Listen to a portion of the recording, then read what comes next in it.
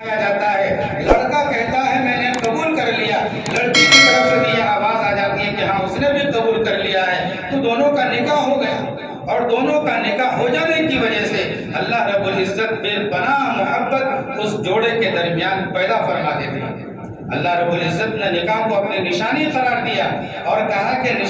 یہ جو ہے نکاح کرنا یہ اللہ کی نشانیوں میں سے ہے۔ اور اللہ کی نشانی کسے کہا جاتا ہے؟ میرے بھائی اور بزرگوں، اللہ کی نشانی اسے کہا جاتا ہے جو اللہ کر سکے، اس کے علاوہ کوئی نہ کر سکے۔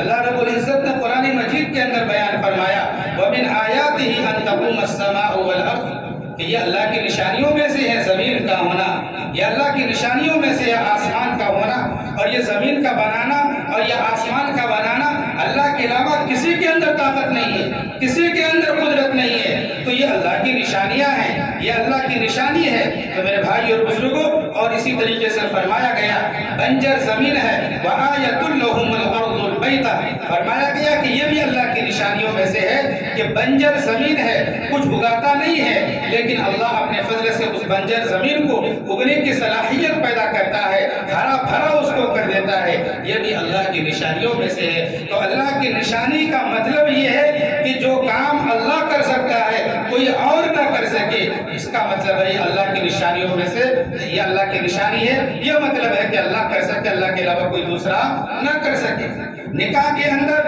اللہ رب العزت جوڑے کے درمیان بے پناہ محبت کو قائم فرما دیتے ہیں، اور ایسی محبت قائم کر دیتے ہیں دونوں کے درمیان کہ کوئی اور ایسی محبت کو قائم نہیں کر سکتا اور ایسی مثال بیان نہیں کر سکتا۔ فرمایا گیا کہ اللہ تعالیٰ دونوں کے درمیان بے پناہ محبت کو قائم کر دیتے ہیں۔ فرمایا گیا کہ لڑکا اور لڑکی دونوں نے آپس میں ایک دوسرے کو دیکھا نہیں ہے اور دونوں نے ایک دوسرے کا دیدار تک نہیں کیا، لیکن جو ہے لڑکی کے گھر والوں نے لڑکے کو پسند کر لیا اور لڑکے کے گھر والوں نے لڑکی کو پسند کر لیا، دونوں کا نکاح کر دیا گیا، ایجاب و قبول کر دیا گیا۔ میرے بھائی اور بزرگوں، فرمایا گیا ہے